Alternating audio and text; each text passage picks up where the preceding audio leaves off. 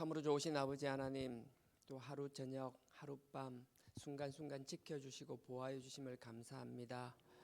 또 아침 첫 시간을 아버지께 드립니다. 아버지께서 우리 주인 되어 주시고 저희의 오늘 하루의 삶을 인도하여 주시옵소서. 여러 가지 문제들이 있습니다. 우리 힘으로 할 수 있는 것도 있사오나 우리가 하고 안 하고의 문제가 아니라 아버지께서 그 모든 문제 가운데서도 아버지의 살아 역사하심을 깨닫기를 원하신다고 하셨사오니 하루의 삶 온 가운데 아버지를 인정하는 삶 되게 하여 주시옵소서. 여러 가지 질병으로 힘들어하는 분 있습니다. 건강뿐 아니라 경제적인 문제나 모든 문제에 아버지께서 주인 되시오니 더 좋게 해결하여 주시옵소서.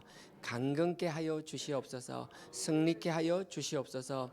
더 잘 될 줄로 믿사옵고 예수님의 이름으로 기도드렸사옵나이다. 아멘. 히브리서 10장입니다. 요한계시록 앞쪽이고요. 디모데 전후서 디도서 뒤쪽입니다. 히브리서 10장 364페이지입니다. 신약 364페이지입니다. 히브리서 10장 35절부터 39절 32절부터 하려고 했는데 좀 긴 것 같아서요. 35절부터 39절까지만 읽겠습니다. 신약 364페이지입니다. 35절부터 39절까지 다 같이 합독하도록 하겠습니다. 시작. 그러므로 너희 담대함을 버리지 말라. 이것이 큰 상을 얻느니라. 너희에게 인내가 필요함은 너희가 하나님의 뜻을 행한 후에 약속을 받기 위함이라. 잠깐 후면 오시리가 오시리니 지체하지 아니하시리라. 오직 나의 의인은 믿음으로 말미암아 살리라. 또한 뒤로 물러가면 내 마음이 저를 기뻐하지 아니하리라 하셨느니라. 우리는 뒤로 물러가 침륜에 빠지는 자가 아니요 오직 영혼을 구원함에 이르는 믿음을 가진 자니라. 아멘. 히브리서는 지난번에도 여러 번 이야기했다시피 네로 황제의 마지막 이제 죽기 직전이었어요. 거의 사람이 아니라 광인일 때, 거의 이렇게 막 머리에 꽃 하나 꽂고 있을 때 그 상황이었거든요. 극도의 핍박이 있었을 거요. 너무 힘든 상황이었어요. 누구 하나 내일을 장담할 수 없는 삶 속에서 살아가고 있습니다. 그래서 오늘 지금 읽지는 않았지만 그 앞에 32절로부터 보면 그 절박함이 막 묻어 나오거든요. 그래서 히브리서 같은 경우에는 우리가 지금 우리의 죽고 사는 것을 생사 여탈권을 쥐고 있는 네로 황제가 눈앞에 진짜 눈을 막 부릅뜨고 막 뭐라고 해야 되나 서슬퍼런 상황이었잖아요. 그럼에도 불구하고 우리는 눈앞에 보이는 핍박자 네로 황제를 보고 로마를 보는 것이 아니라 그들보다 뛰어난 하나님의 아들을 볼 수 있어야 된다는 게 전체적인 흐름이에요. 우리가 힘든 가운데서 자꾸 문제만 바라보고 있어 그 매몰되면 다른 게 안 보이는 경우가 너무 많아요. 그래서 하나님께서 우리가요 힘든 경우 진짜 힘들 때일수록 아버지 앞에 무릎 꿇기를 원하시고요, 십자가만 바라보시기를 원하고요, 마음을 비우고 정말 하나님만 바라보고 십자가 앞에 선다라는 게 눈을 감는다라는 거거든요. 보세요, 진짜 힘들잖아요. 답이 없는 것 같잖아요. 가정도 그렇고 내 삶의 자리도 다 그렇잖아요.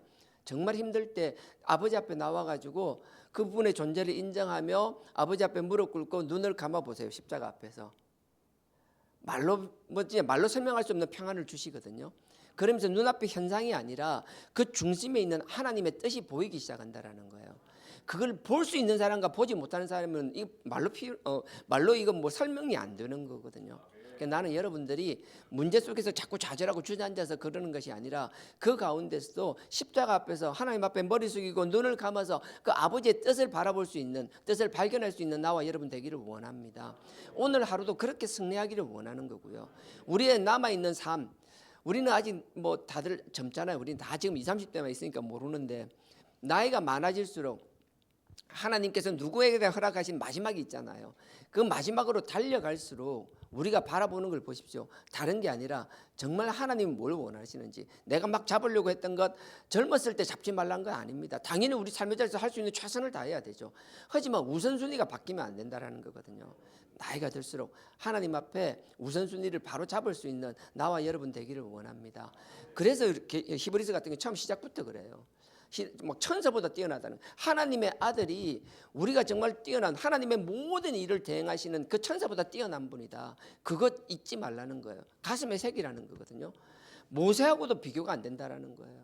그것뿐인가요? 여호수아보다 훨씬 존귀한 자라는 거예요. 그러니까 우리가 생각할 수 있는, 우리가 의지할 수 있는 것, 우리가 알 수 있는 것, 모든 것보다 뛰어난 분이 하나님의 아들이고, 그 아들 예수 그리스도가 실질적으로 이 문제를 해결하실 분이라는 걸 인정하라는 거거든요. 나는 여러분들 그랬으면 오늘 하루도 힘든 상황 계속 생길 때마다 그 문제 때문에 저도 그래요. 낙심되고 다 하잖아요. 그럼에도 불구하고 우리의 낙심과 좌절은 잠깐이고요. 그 가운데서 빨리 하나님의 뜻을 발견하여서 우리가 잡아야 될 썩은 동아줄이 아니라 하나님이 우리 주신 귀한 금줄을 잡을 수 있는 나와 여러분 되기를 원합니다. 그 힘든 가운데서 하는 게 그래요. 오늘 32절요.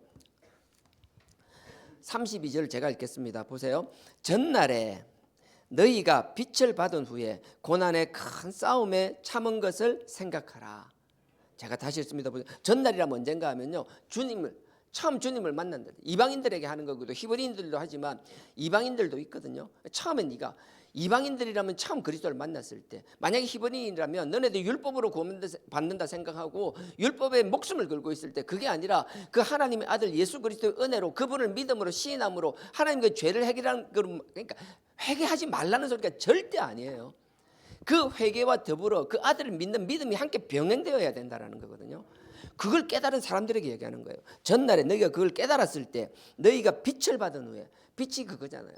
빛은 요한복음 8장 지난번 계속 하고 있는 겁니다. 요한복음 8장 12절에 보면 내가 빛이라고 말씀하시잖아요. 그 주님께서 빛이 뭐예요? 요한복음 8장 12절에 내가 빛이라고 말씀하고 나서 너희가 나를 만났다라면, 너희가 빛 가운데 들어왔다라면 더 이상 이제는 어두움의 길로 다니지 않는다라는 거거든요. 너희가 빛 가운데 있느냐, 그를 만났느냐 안 만났느냐 우리의 삶을 스스로 보라는 거예요. 내가 빛 가운데 있는지 어둠 가운데 있는지, 내가 어둠 가운데 있으면 빛을 바라보고 빛으로 나가려고 하는지, 안 그러면 내가 빛 가운데 있으면서 자꾸 어둠을 추구하는 건지, 그걸 스스로가 충분히 알 수 있다라는 거예요. 지금 그 돌아보라는 거예요. 너희가 빛을 받았는데 빛 받은 후에 너네가 어떤 삶을 살고 있냐라는 거예요. 빛이라는 건요, 아까 이야기했던 요한복음 8장에 어두움에 거하지 않는 게 빛이지만 또 한 가지가 있어요.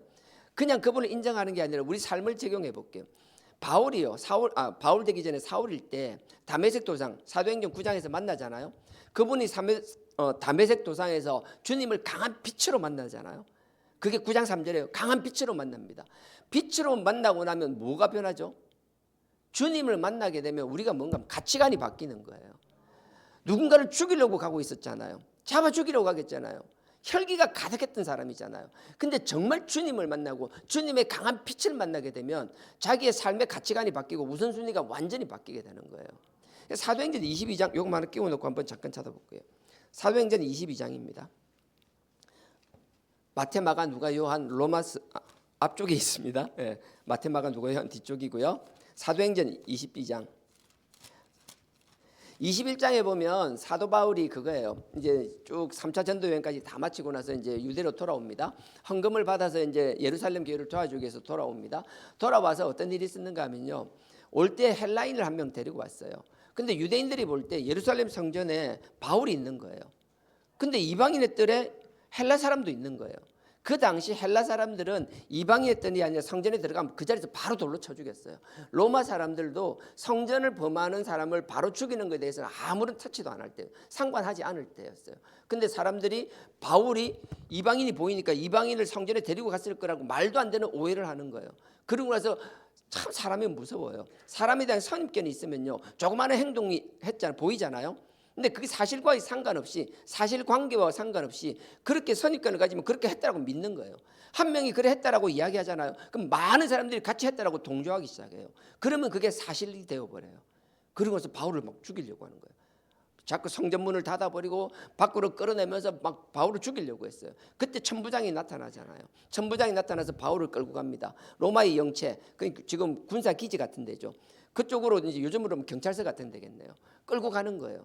그때 바울이 올라가면서 그 이제 올라가는데 계단으로 올라가야 되거든요. 그 이제 로마 성체가 이제 계단이 있는데 계단을 막 끌려서 올라가다가 거의 끝 무렵, 이건 두 단밖에 없어 설명이 안 된다. 하여튼 높은 계단을 올라가다 그 계단 끝 무렵에서 바울이 그 천부장에게 헬라말로 이야기하는 거예요. 잠깐 얘기할 수 있겠냐고. 천부장이 깜짝 놀라잖아요. 너 헬라말 할 줄 알아? 아 그럼 of course 당연하지. 너 어떻게 할 수 있어? 그건 나중에 뒤에 막중 얘기하고. 그래 헬라말을 한다라는 얘기를 듣고 얘기하라고 얘기해요. 그때 바울이 뭐라고 얘기하는가 하면 그 계단에서 끌려가면서 등을 탁 돌려가지고 유대인들에게 이야기하잖아요. 이런저런 이야기를 막 하기 시작합니다. 하다가 22장 10절요. 사도행전 22장 10절에 뭐라고 얘기하는가 하면 자기가 처음에 다메섹 도상에서 그 강한 빛으로 오신 그 살아계신 예수님을 만났을 때 이야기를 하는 거예요. 22장 10절 내가 가로되 주여 무엇을 하리이까? 이 말이 참 놀라운 말이에요. 강한 빛으로 주님을 딱 만났으면 만났을 때 뭐 구구절절 뭐 하는 게 아니라 내가 필요한 걸 얘기하는 게 아니라 주님 살아계신 그 하나님 아들을 만나고 나면 내가 뭐 해주세요 뭐 해줘 나는 이게 필요해요 이게 필요해요 그런 얘기가 나오는 게 아니라 첫 마디가 뭐예요? 주님 내가 뭐 해야 됩니까? 그게 빛을 맞는 사람들의 특징이거든요. 여러분들 보십시오. 내가 신앙생활을 할 때 누군가에서 복음을 전해 듣고 신앙생활 지금 하고 있잖아요. 하고 있을 때 정말 내가 빛 가운데 있는 사람인지 정말 살아계신 그 하나님의 아들을 만난 그 빛을 만난 건지 아니면 나는 빛이라고 생각하는데 그 빛이 그 강력한 빛 가운데서 주님의 뜻 하나님의 뜻이 아니라 나의 필요를 채워주고 나에게 뭔가 도움이 된다니까 끊임없이 나의 욕구와 나의 필요를 위해서 신앙생활을 하고 있고 그렇게 믿고 살아가고 있는지 나는 이 기준이 명확한 하루가 되기를 원합니다. 사람들 생각할 때 이해가 안 된다 할지라도 다른 사람들은 많은 유익을 준다라고 이야기할지 모르겠지만 하나님만큼은 우리가 진짜 살아계신 그 하나님의 아들을 만났다라면 그 주님 앞에서 우리가 첫 마디 우리 속에서부터 나와야 되는 것 주님 내가 무엇을 해야 됩니까? 그 고백들이 나올 수 있기를 주님의 이름으로 부탁드립니다. 이건 내 부탁이 이전에 그냥 하나님의 명령이라고 보시면 돼요. 다시 돌아가겠습니다. 히브리서 10장 32절. 그래서 전날에 너네들이 주님 만났다고 다 했잖아. 너네 신앙 고백 다 하고 있잖아. 근데 너희가 빛을 받은 후에 진짜 그 빛을 받았어? 너네들이 말하는 그 빛이 진짜 살아계신 하나님의 아들을 믿는 그 예수 그리스도 믿는 빛이야? 라고 반문하는 거예요. 그러면서 보세요. 받은 후에 고난의 큰 싸움에 빛을 받았으면 이렇게 된다는 거예요. 고난의 큰 싸움에 참은 것은 이 싸움에 하니까 이상한데 이렇게 고치십시오. 고난의 큰 싸움을 참다라는 걸 견디는 거예요. 고난의 큰 싸움을 너네들이 견딘 것을 생각하라. 그 빛을 받았다라면요. 이게 지금 68년 69년이라 그랬죠. 네로 황제가 69년에 죽어요. 정말 뭐 눈에 보이면 다 잡아 죽이려고 막 눈이 벌글 때였어요. 얼마나 고난스러웠겠어요. 빛은요. 힘든 거를 이겨내는 힘이라는 거예요. 나는 힘든 가운데서도 하나님의 이 빛이 여러분들의 소망이 되기를 원합니다.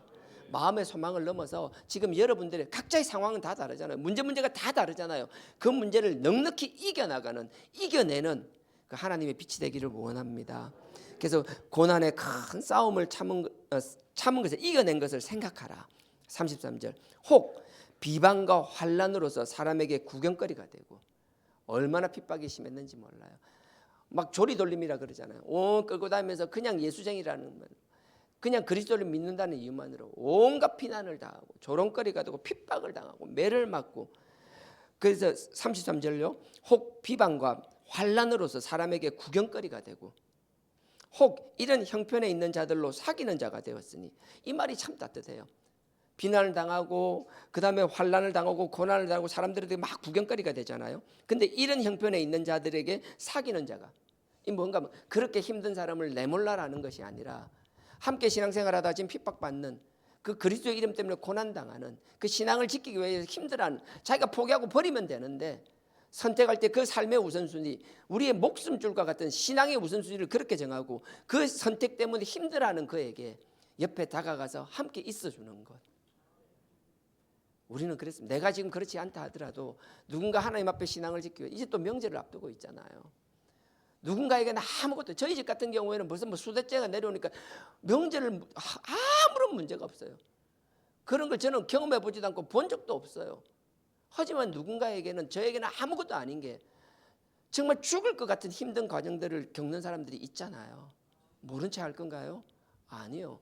그 집에 찾아가서 도와줄 수는 없겠지만 그 마음과 함께하며 그 어려운 상황을 이겨낼 수 있게끔 주님께서 어떻게 하든지 간에 더 좋은 방법으로, 선한 방법으로 하나님께서 이 고난을 이기게 하시고 이겨내게 하게 하여 달라고 기도할 수 있는 나와 여러분 되길 주님의 이름으로 부탁드립니다.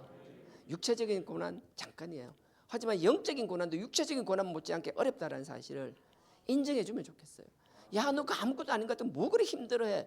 이런 말을 함부로 하지 않았으면 좋겠어요. 사람마다 달라요. 우리가 볼 때 별거 아닌 것 때문에 힘들어 죽을 것 같은 사람이 있는데 왜 말을 함부로 해요? 크든 작든 그 아픔에 함께 할 수 있는, 그 아픈 사람을 품어줄 수 있는 나와 여러분 되기를 원합니다. 그래서 33절 후반절에 보면 이런 형편에 있는 자들로 사귀는 자가 되었으니, 이렇게 되었다라는, 이 핍박 가운데서도 되라는 게 아니라 되었다라는 걸 칭찬하는 거예요. 지금 34절 너희가 갇힌 자를 동정하고, 이게 뭔가 이제 감옥에 갇히기도 하는 거예요. 옥에 갇히기도 하는 거예요. 그런 사람을 동정한다는 게 뭐예요? 그냥 마음만 동정하는 게 아니라 돌아보는 거예요. 옛날에는 감옥 가면 요즘처럼 삼시세끼 밥 주고 그렇게 안 했어요. 가다 못 놓고요. 없으면 굶는 거고요. 뭐 없으면 그냥 옷 헐벗고 그런 상황이었어요. 그러니까 가족들이 옥바라지라 그러잖아요. 옥바라지. 그냥 가서 먹을 거 챙겨줘야 되고 입을 거 챙겨줘야 되고 다 그렇게 하는 거예요.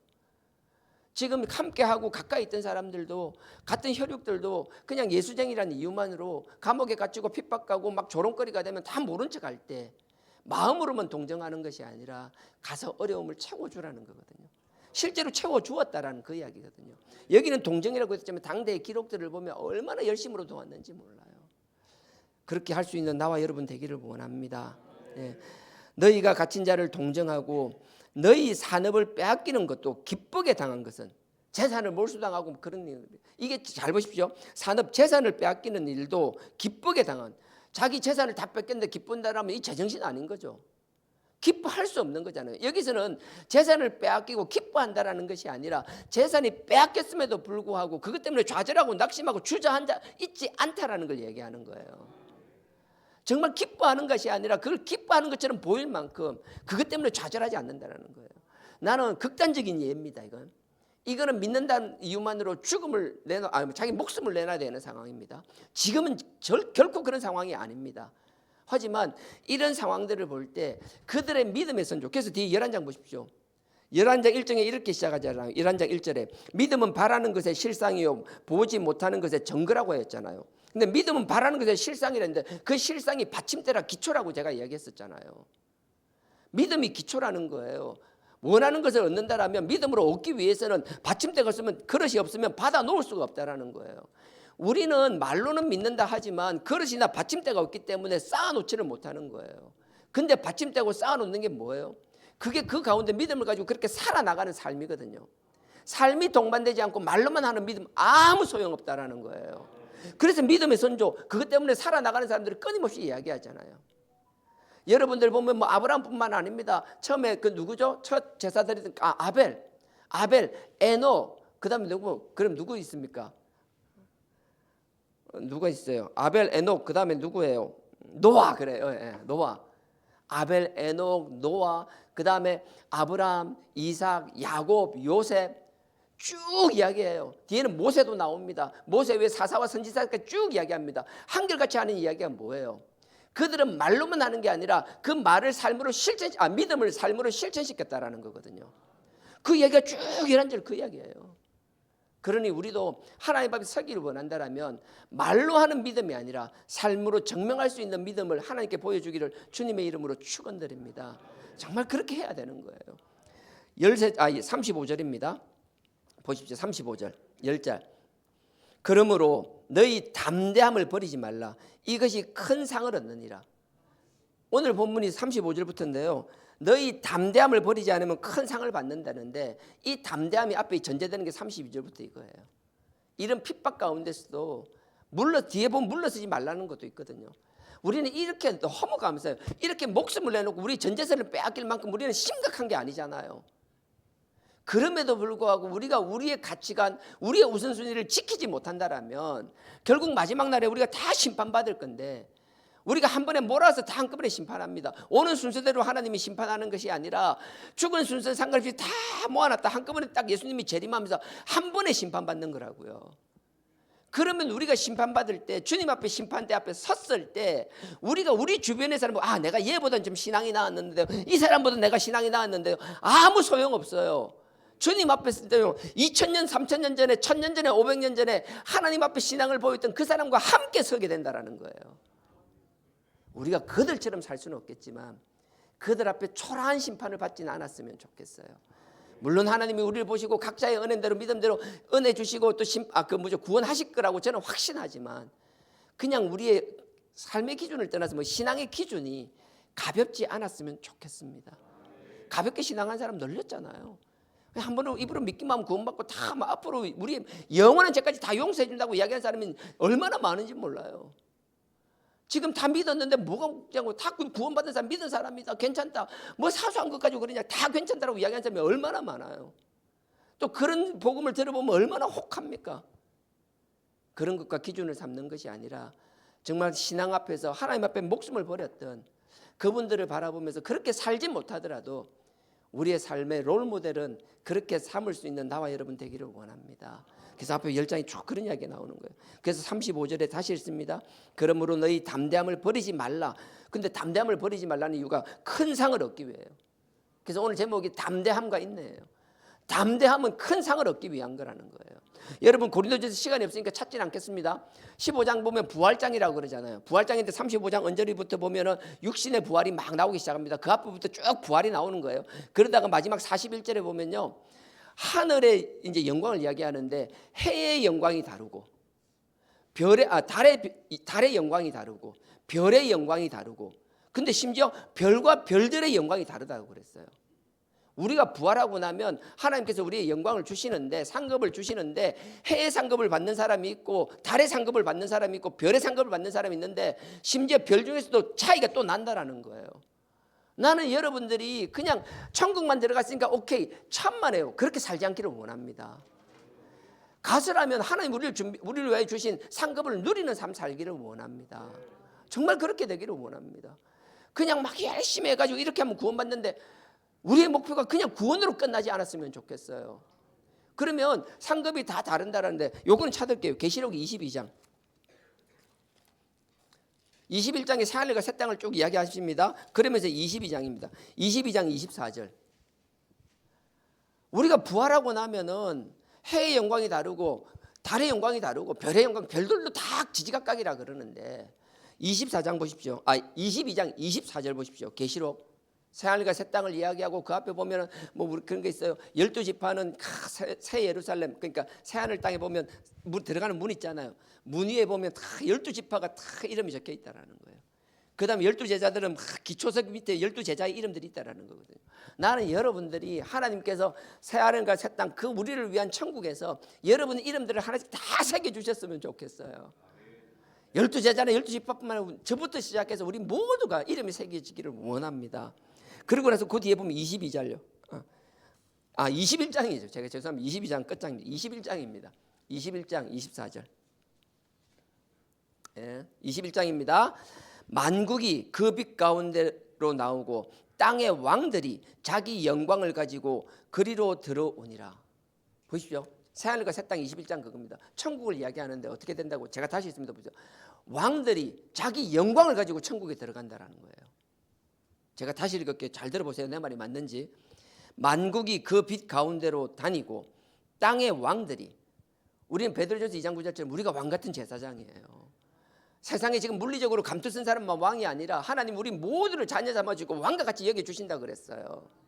그러니 24절, 만국이 그 빛 가운데로 다니고 땅의 왕들이 자기 영광을 가지고 그리로 들어오니라. 나는 우리 천국 갈 때 그냥 우리 몸만 간다고, 부활해서 그냥 우리 영만 간다고 생각하지 않아요. 하나님께서 우리를 구원하시면 구원했으니까 그냥 구원한 거로 끝난다고 생각하는 게 아니라 우리가 이 땅에 살아갈 때 우리의 삶의 가치관, 우리의 삶의 열매들 가지고 간다라고 저는 확신하고 믿어요. 그러니 영광이 다 다른 거예요. 하늘에 보세요. 해와 같은 영광, 달과 같은 영광, 별과 같은 영광, 별들도 다 차별이 있다라는 거예요. 무엇을 기준으로요? 우리가 이 땅에 살아나갈 때 어떤 가치관으로 어떻게 살아갔는지를 다 가지고 들어간다라는 거예요. 그러니 우리 회개해야 돼요. 근데 회개만 하면 끝, 천만에요. 회개로 끝나는 것이 아니라 우리가 하나님 앞에 회개한다라는 것은 하나님의 구원의 확신을 얻기 위한 것고 구원을 위한 것도 있겠지만 하나님께서 우리를 준비하신 그 새하늘과 새 땅에 들어가서 그 영광을 누리기 위하여 그 상급을 누리기 위한 삶을 하기 위한 것이라고요. 그냥 들어간다라고 끝나는 거예요. 들어가서 주신 우리를 위하여 준비하신 걸 누리는 삶. 그래서 여러분들이 세상을 그렇게 가볍게 살지 않았으면 좋겠어요. 제가 이야기를 하는 건 얼마 전에 이제 교회를 갈라지기 전에 어떤 교사를 만났습니다. 잠깐 이야기할 기회가 있었습니다. 이야기하는데 자기는 봉사라고 열심히 하는 거예요. 다른 건 그냥 이 회개만 가르치, 회개만 하면 된다라는 거예요. 자기가 봉사하는 이유는 애들한테 이 회개만 가르치. 그럼 그거로 끝나는 거야? 그게 다라는 거예요. 그게 틀렸다는 얘기가 아니라 우리가 정말 하나님의 자녀고 왕같은 제사장이라면 하나님의 백성이라면 구원을 위한 그것만 바라보는 것이 아니라 문 열고 들어가는 게 아니라 들어가서의 삶을 얘기해주고 준비하게끔 하는 게 나와 여러분 우리가 해야 될 일이라고 저는 확신합니다. 그러니 그냥 천국 가는 거로 끝나는 게 아니라 가서 하나님의 영광을 누릴 수 있는 그 영광을 누리기 위하여 준비하는 삶을 살 수 있는 나와 여러분 되기를 주님의 이름으로 축원드립니다. 다시 돌아가겠습니다. 히브리서 그렇게 이걸 담대함이에요. 이렇게 살려고 하니까 하나님이 우리를 위하여 준비하신 큰 상급을 받으려고 하니까 담대함이 있어야 된다라는 거예요. 용기가 있어야 된다라는 거예요. 힘들다고 도망가고 핍박이다고 도망가고 이래서 도망가고 저래서 도망가고 좌절하고 포기하는 것이 아니라 우리가 그 어려운 가운데서도 하나님이 우리를 위하여 준비하신 우리가 누리기를 원하시는 그 영광을 위하여 두려움 없이 그것을 돌파해낼 수 있어야 된다라는 거거든요.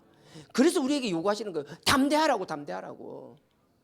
쓸데없이 하나님의 영광을 위해 담대한 게 아니라 집에 가서 말만한 만만한 신랑이나 마누라만 보고 자꾸 담대하지 마시고요. 영광을 위해서 그렇게 하시라는 거예요. 다시 읽습니다. 15절. 그러므로 너희의 담대함을 버리지 말라. 이것이 큰 상을 얻느니라. 32절로 쭉 연결해 보십시오. 근데 이 큰 상이라는 게 조금 전에 이해한 천국의 그 상도 있겠지만 궁극적인 상은 무언가 하면 그냥 우리가 좀 전에 얘기했잖아요. 일단은 천국에 들어가는 것. 그래서 10절 보십시오. 11장 10절 보십시오. 11장 6절부터 보겠습니다. 6절을 보고 10절을 보겠습니다. 11장 6절입니다. 믿음이 없이는 기쁘시게 못하나니 하나님께 나아가는 자는 반드시 그가 계신 것과 하나님이 계신 것과 또한 그 하나님이 자기를 찾는 자들에게 상을 주시는 이심을 믿어야 할지니라. 상 주시는 일을 믿어야 된다는 거예요. 근데 아까 천국의 상도 있겠지만 이번에 약간 느낌이 다른 상입니다. 10절 보십시오. 이는 하나님의 경영하시고 하나님이 다 관리하시고 직접 하신다는 거예요. 하나님이 경영하시고 지으실 터가 있는 성을 바랐습니다. 하나님이 지으시고 경영하는 성이라는 건 단순히 가나안 땅 예루살렘 성을 말하는 것이 아니라 우리는 이것을 볼 때 뭘 알 수 있어요? 우리를 위하여 예수님이 우리를 위하여 예비하신 저 새하늘과 새 땅을 바라볼 수 있어야 되는 거거든요. 그게 천국을 이야기하는 거라고요. 제가 다시 보겠습니다. 10절 보십시오. 이는 하나님이 경영하시고 지으실 터가 있는 그 성 천국을 바람이라. 큰 상을 보는데 궁극적으로 뭐예요? 일단 천국에 들어가야지 누리든 말든 뭘 할 거 아니에요. 내가 뭐 거창하게 가서 하나님의 영광을 이야기하고 상급을 이야기하지만 들어가지도 못한다라면 무슨 의미가 있냐라는 거예요. 16절도 보십시오. 11장 16절. 저희가 이제는 더 나은 본향을 사모하니 곧 하늘에 있는 것이라. 지금 10장부터 11장 12장까지 끊임없이 믿음을 이야기하는 건 결국은 네가 천국에 들어가야지 뭐든지 할 수 있다라는 거거든요. 그래서 이 전제가 흔들리지 않기를 원합니다. 제가 천국 너머의 것, 천국 우리가 들어가는 구원 이후의 것을 얘기한다고 해서 그 구원을 받기 위한 기초가 절대 필요 없다는 얘기가 결코 아닙니다. 우리는 끊임없이 4단계 회개해야 됩니다. 아버지 앞에 죄를 회개하기 위해서는 깨달음이 없이는 회개를 할 수가 없습니다. 어제의 깨달음으로 다 끝난 것이 아닙니다. 하나님은 우리를 끊임없이 성장시키기 때문에 우린 끊임없이 하나님의 음성과 말씀을 통하여 깨닫게 되는 삶을 사는 거예요. 그 깨달음을 뭐예요? 결국은 깨달을수록 아버지 앞에 부끄러운 모습이 드러날수록 그걸 아버지와 관계를 씻어내는 것, 그 그리스도의 보혈로 씻어내는 것, 그것 없이 결코 구원이 이루어질 수 없다는 것, 그 사실을 잊지 않는 나와 여러분 되기를 주님의 이름으로 축원드립니다. 누가복음 5장 24절 사실 결코 있어서는 안 되는 거예요. 죄인을 불러서 회개시키려고 오셨다라는 그 주님의 첫 선포를 결코 가볍게 여기는 나와 여러분 되지 않기를 주님의 이름으로 축원드립니다. 이 상급을 이야기하는 담대하라는 거예요. 15절 다시 읽습니다. 그러므로 10장 15절입니다. 너희 담대함을 버리지 마라. 이것이 큰 상을 얻느니라. 그러면서 그 36절에 인내를 이야기합니다.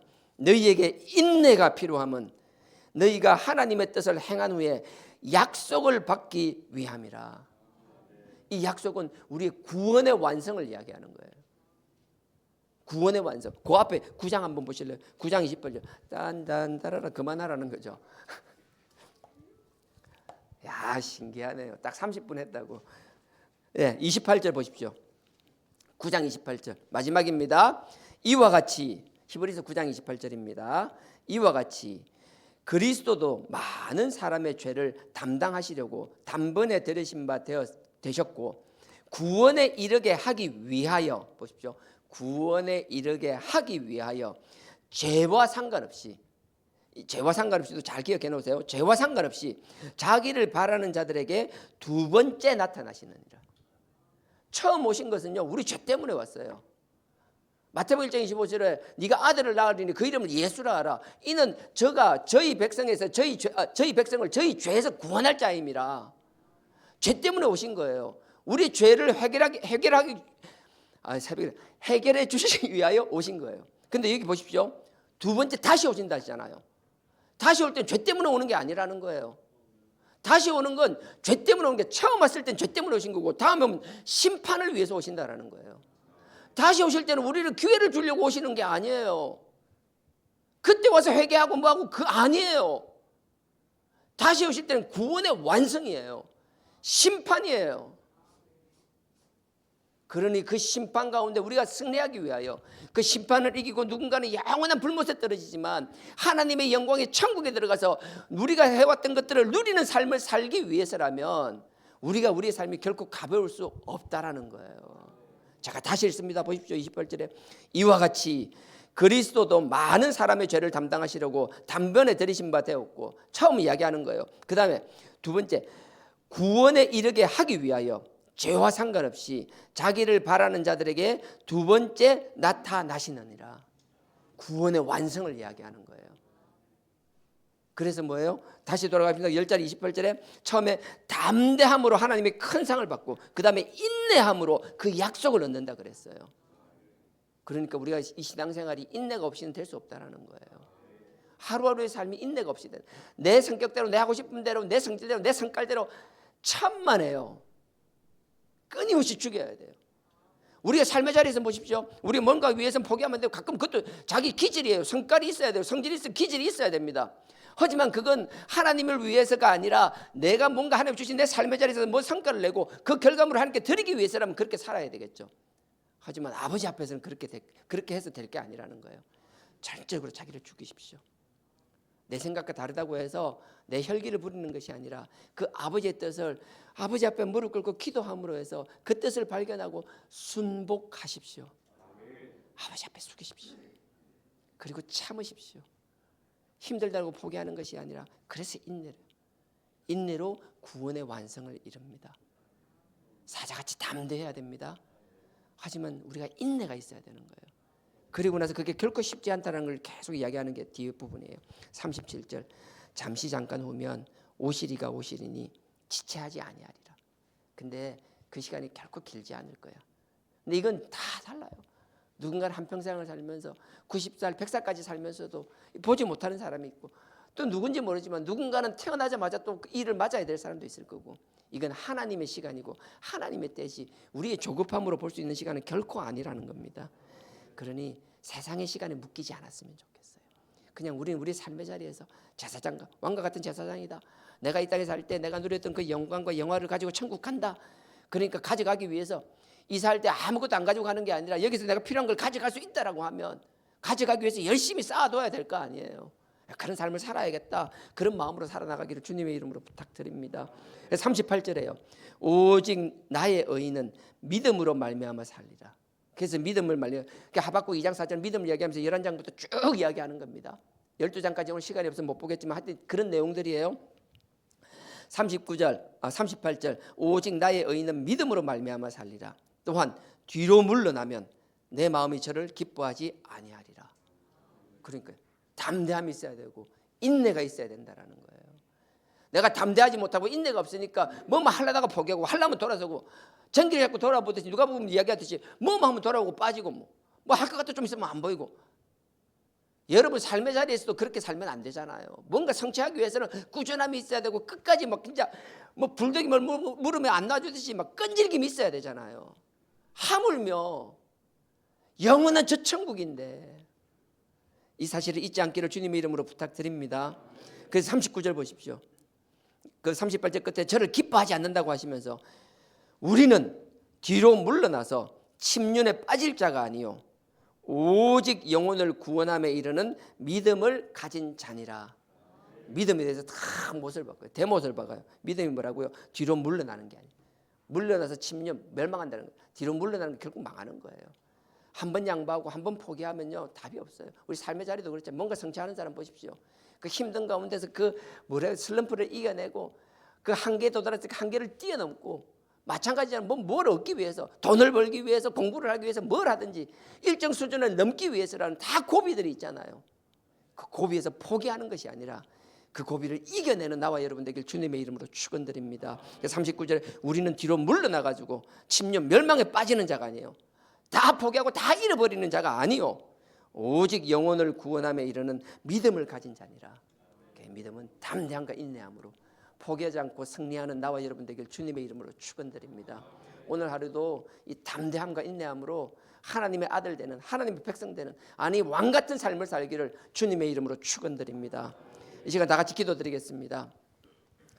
우리 오늘 하루를 살아나갈 때도 어떤 일이든 간에 포기하지 않는 저희들 되게 하여 달라라고 담대함으로 돌파하는 저희들 되게 하여 달라라고 그렇게 되지 않는다고 주저앉아서 포기하는 것이 아니라 물러서서 침륜에 빠지는 자가 아니라 인내함으로 그 확신과 믿음을 가진 그 인내 가운데서도 끝끝내 우리가 원하는 것을 가지는 자들 그런 삶을 살게 하여 달라라고 이 시간 다 같이 주여 삼창하시고 기도드리고 각자 주기도문으로 마치시겠습니다. 주여 주여 주여